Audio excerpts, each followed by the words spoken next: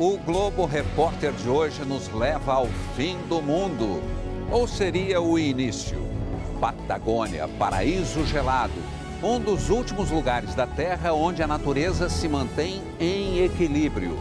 Nossos repórteres navegam em rios e lagos coloridos, atravessam paisagens espetaculares e alcançam as torres de pedra. Debaixo das grandes geleiras, uma experiência inédita. Vamos conhecer labirintos de um azul intenso que guardam segredos sobre as mudanças de clima no planeta. E na superfície, o som do degelo. Diante das nossas câmeras, blocos gigantes despencam na água. Nos acompanhe nessa aventura pelo extremo sul do planeta. Uma coprodução do Globo Repórter e da RBS TV, afiliada da Rede Globo.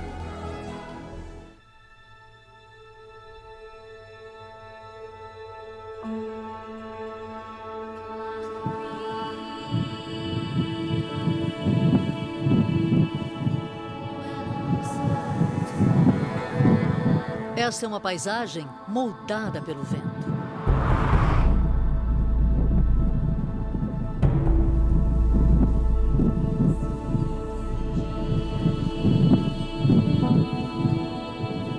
Linda e rústica.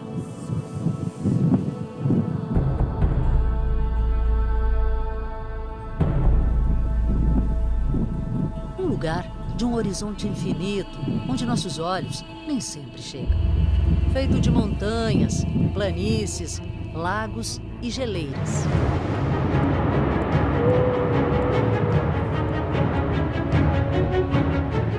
Estamos na Patagônia, uma faixa de terra entre os oceanos Atlântico e Pacífico que ocupa 1/3 dos territórios da Argentina e do Chile.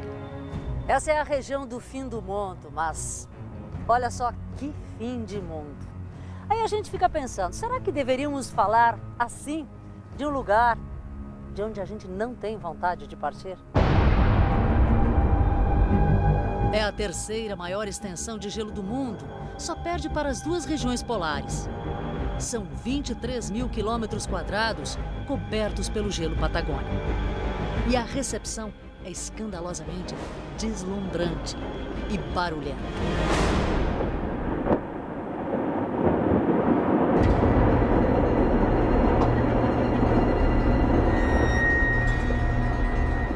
Aí está Perito Moreno, uma das geleiras da Patagônia.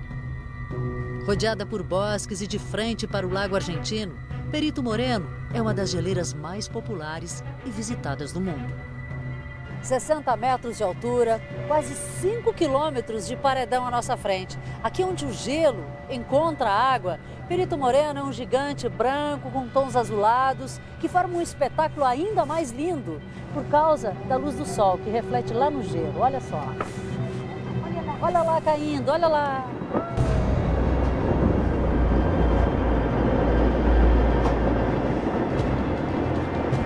Há sempre uma ordem. Primeiro, ouve-se o estrondo. Depois, começa a queda. E o pedaço de gelo cai numa velocidade que não parece real. E é por esse momento que turistas que se movimentam em barcos e nas passarelas esperam ansiosos. Belíssimo, a natureza fora do comum.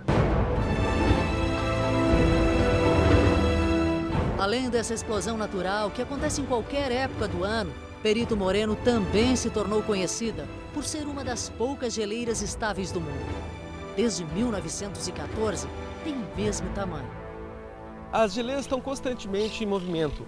Aliás, para definir uma geleira, é gelo em movimento. O Perito Moreno é uma exceção na Patagônia. A maioria das geleiras na Patagônia estão retraindo e retraindo rapidamente. Algumas retraíram mais de 3 km, 4 km nos últimos 50 anos. Por que o Perito Moreno está estável? Por causa da morfologia dele. Ele simplesmente está assentado numa rocha e tem essa posição estável. Mas se nós continuarmos a perder massa do gelo da Patagônia, cedo ou tarde ele vai retrair também. Uma geleira sempre provoca as nossas sensações. Vai dizer que não parece cobertura de torta ou esculturas delicadamente talhadas.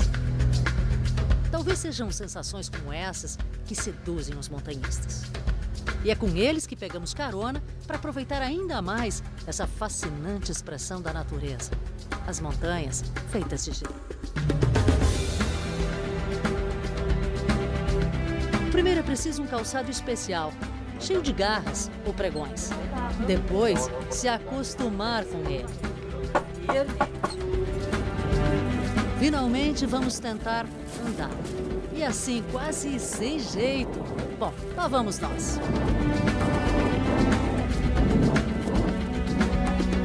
A superfície irregular, cheia de fendas e córregos, é um desafio, que para muitos parece brincadeira.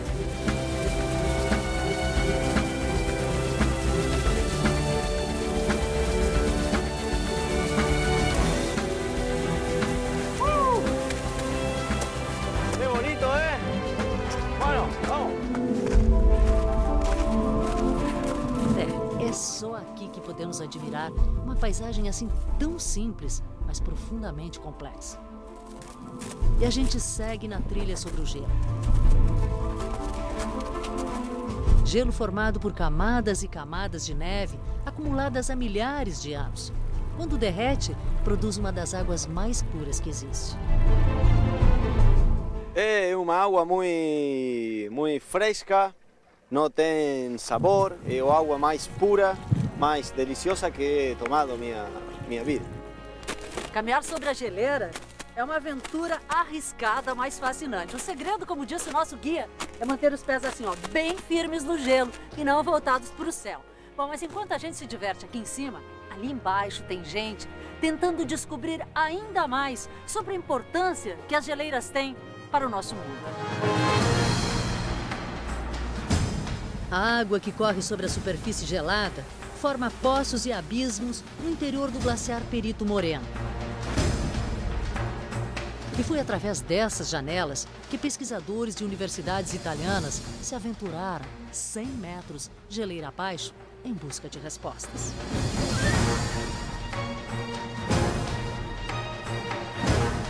Os caminhos são estreitos, perigosos, escorregadios, mas deslumbrantes. O próprio efeito de perfurar o gelo já é um espetáculo e o azul quase inacreditável.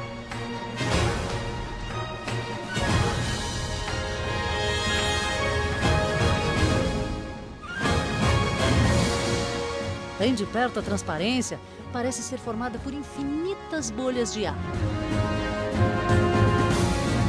Mas o olhar dos pesquisadores busca mais do que a estética. Querem saber tudo o que é possível sobre as geleiras. Afinal, elas guardam a maior reserva de água doce do planeta. E descobertas incríveis já foram feitas. Como um lugar tão inóspito, onde aparentemente só existe gelo, pode haver vida. O andiperla uilink é um inseto que vive, acreditem, dentro de grutas das geleiras. Apesar de ter apenas 20 milímetros, ele tem a assombrosa capacidade de se manter em temperaturas extremas. Não congela por causa de uma substância que tem no organismo chamada glicerol. Um minúsculo inseto que ganhou o apelido de dragão da Patagônia se alimenta de algas que vivem sobre o gelo.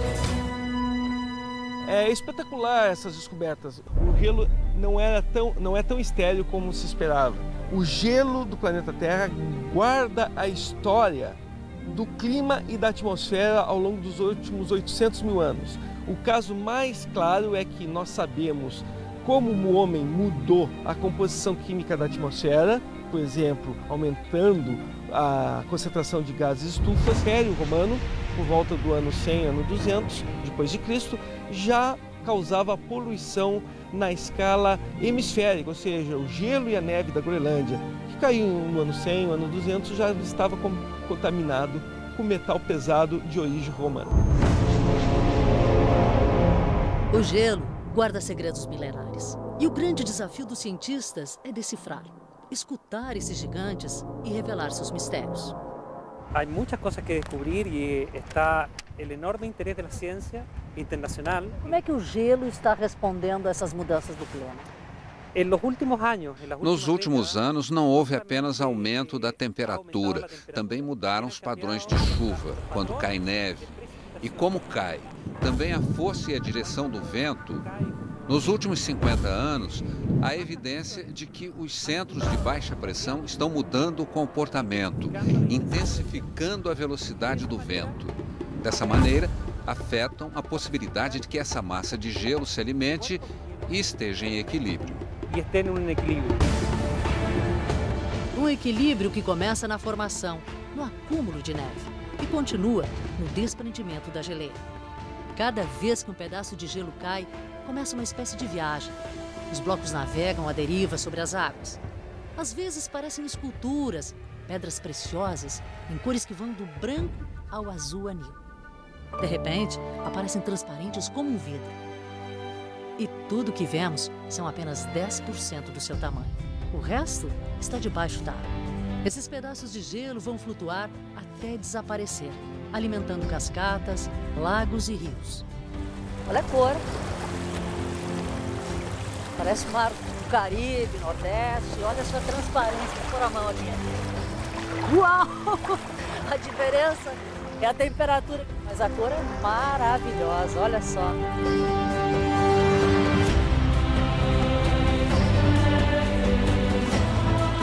A fonte principal de água na região são as geleiras. São elas que dão vida à Patagônia. Sustentam a infinidade de plantas, flores e frutas, como o espinhento calafate, que nesta época está carregado de doces frutinhas azuis quase roxas. A água das geleiras enche rios e lagos para onde migram flamingos, patos e cisnes do pescoço negro. Para eles, o verão é tempo de disputas. Para nós, um show. Para garantir a procriação, as aves se exibem, mostram todas as suas cores. Elas só perdem a majestade na hora de buscar comida. Olha elas de bumbum para cima, pescando no fundo do lago.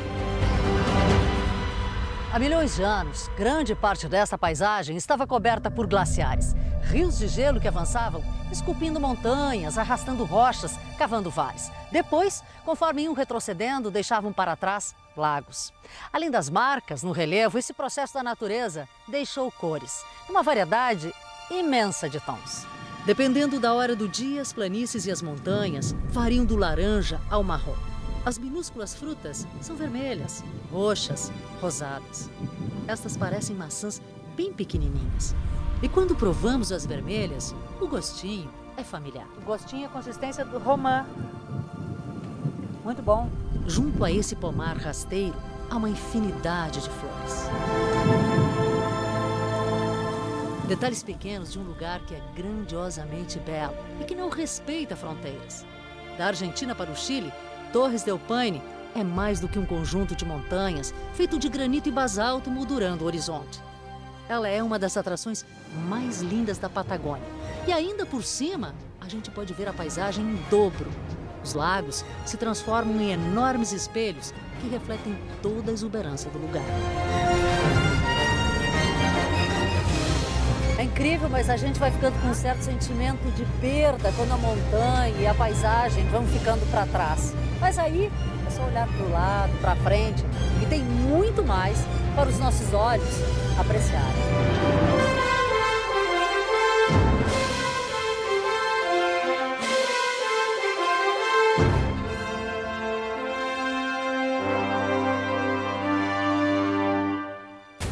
Nossos repórteres desafiam o frio e a chuva, caminham por trilhas cobertas de flores, navegam em rios gelados e alcançam as mágicas Torres de Pedra. Daqui a pouco.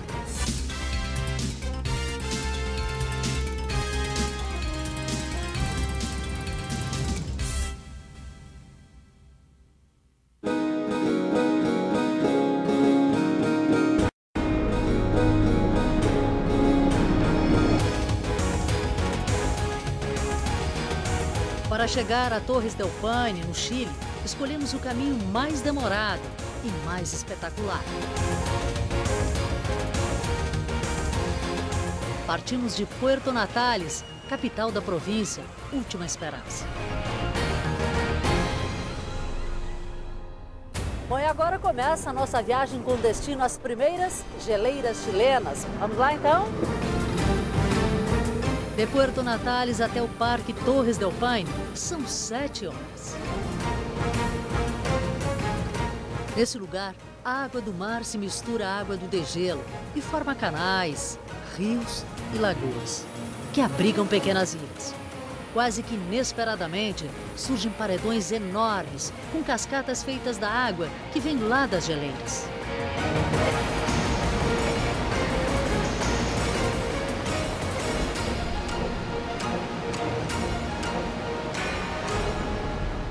As rochas servem de abrigo. Olhando de longe, parecem pinguins, mas as aves pretas e brancas voam.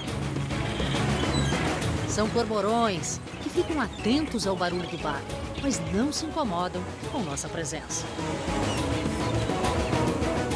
O tempo instável aqui na Patagônia deixa a paisagem ainda mais interessante. Agora o céu está nublado, mas aqueles poucos raios de sol que a gente vê lá no horizonte fazem a diferença na paisagem. Olha só que coisa mais linda. A chuva fina e o vento gelado vêm e vão. Tudo muda em questão de minutos e por isso mesmo não incomoda. Bota aqui do lado, cobra aqui do lado. Até porque a gente tem muito mais com o que se ocupar.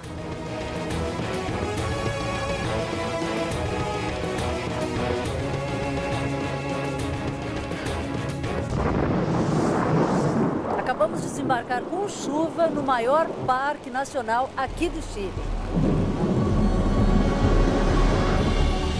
O Parque Nacional Bernard O'Higgins tem 2,5 milhões de hectares. Por ele, andamos sob chuva fina durante 1 hora para trocarmos de embarcação.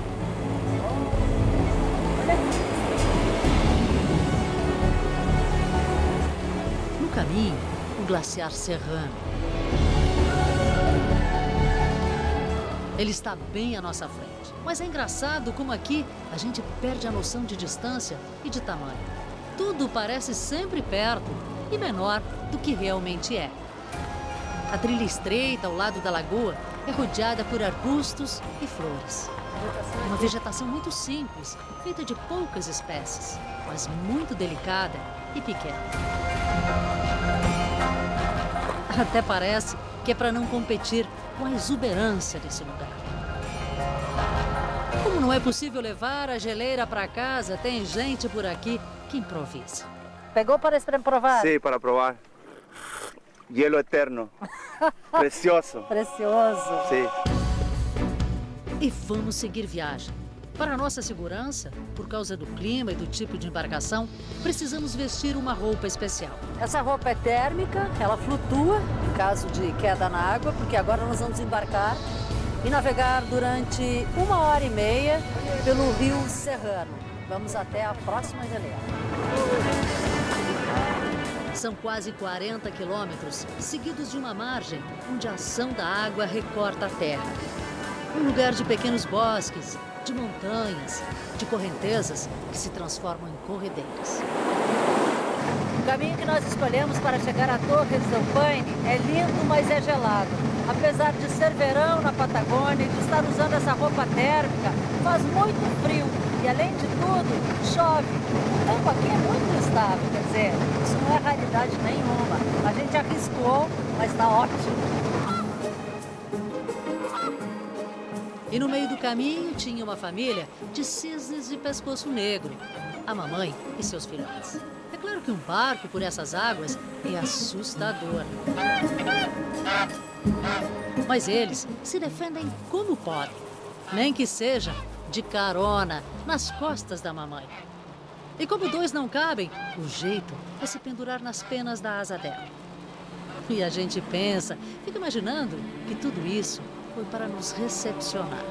Afinal, chegamos ao Parque Nacional Torres del Paine.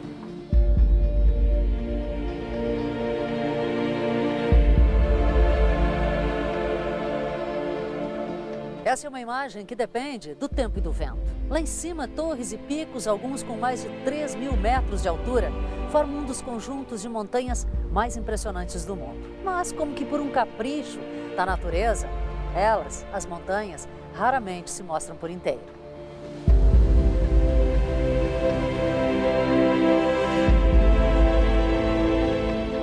há sempre algumas nuvens passando, ou neve caindo lá no alto.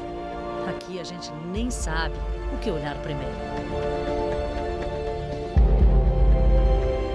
O Parque Torres del Paine se estende por mais de 180 mil hectares, num cenário de picos, geleiras, icebergs, lagos e vales verdes. E claro, montanhas envoltas em nuvens, como as 3 torres que deram nome ao Parque Nacional Torres del Paine, no Chile. Quando aparecem assim por inteiro, temos que aproveitar para admirar.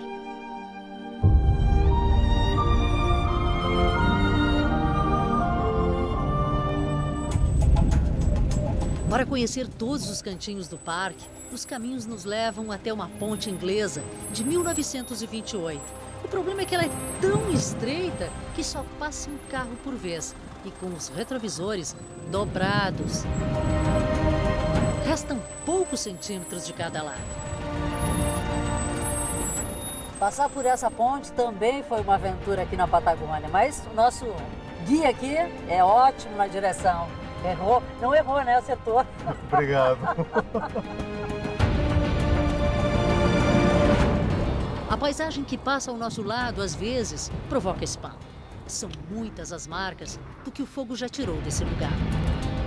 Incêndios provocados por turistas descuidados mataram animais, destruíram árvores centenárias.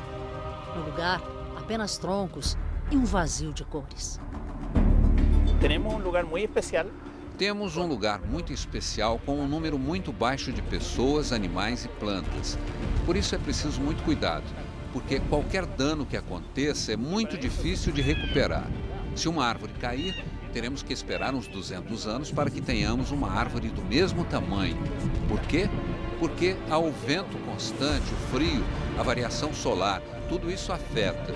Então qualquer problema vai realmente prejudicar as espécies, fazer com que diminuam muito. Se baje muito.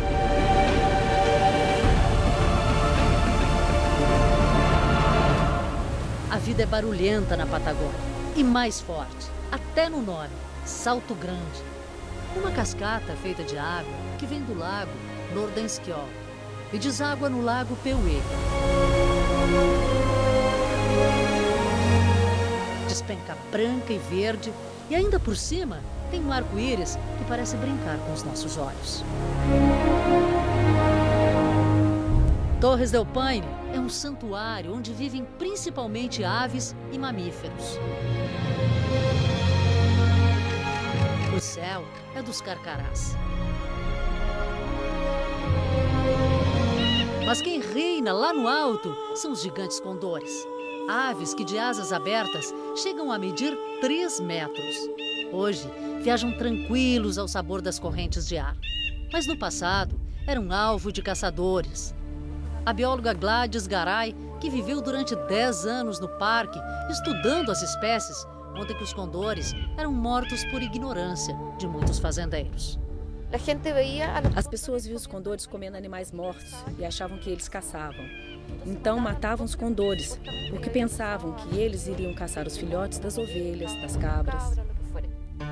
As águas são dos flamingos e de várias espécies de patos. Este, para fugir da nossa câmara, mergulhou e por quase 1 minuto ficou debaixo d'água, escondidinho.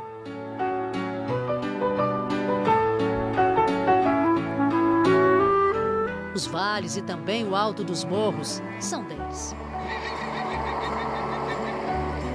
E no meio desse caminho, olha o que nós encontramos, um grupo de guanacos. Eles estão bem tranquilos, me deixaram chegar tão próximo assim que nem eu esperava, mas eu vou insistir, vou tentar me aproximar ainda mais. Aqui tem um grupo de mais ou menos 12 guanacos, alguns estão ali embaixo. Aqui tem uns 4 filhotes, um tentando mamar, o outro já mamando, mas me deixam chegar muito próximo. É um amor. Olha só a tranquilidade. Vem cá, pequenininho. Espantei os guanacos. Louca para pegar um guanaco, para fazer um carinho no guanaco e o guanaco foi embora. Os guanacos são dóceis e ágeis. Para eles não existem barreiras. Atravessam rios, galopam pelas estradas andam por onde querem. São protegidos por lei, a caça está proibida. Os guanacos costumam viver em grupos. O macho demarca território elegendo um lugar como banheiro para que seu cheiro seja intenso e espante a concorrência. E ele está sempre em posição de guarda, seja no pasto ou na Laguna Amarga. As margens prateadas são ricas em minerais e os guanacos adoram. O guanaco é uma das 25 espécies de mamíferos que vivem na Patagônia. Seu predador? O puma. É difícil ver um puma assim tão perto. Vivem escondidos na montanha, geralmente só saem à noite para caçar. Apesar de leis para protegê-los, estão ameaçados pelos fazendeiros, já que também caçam ovelhas. Nos bosques vivem os cervos.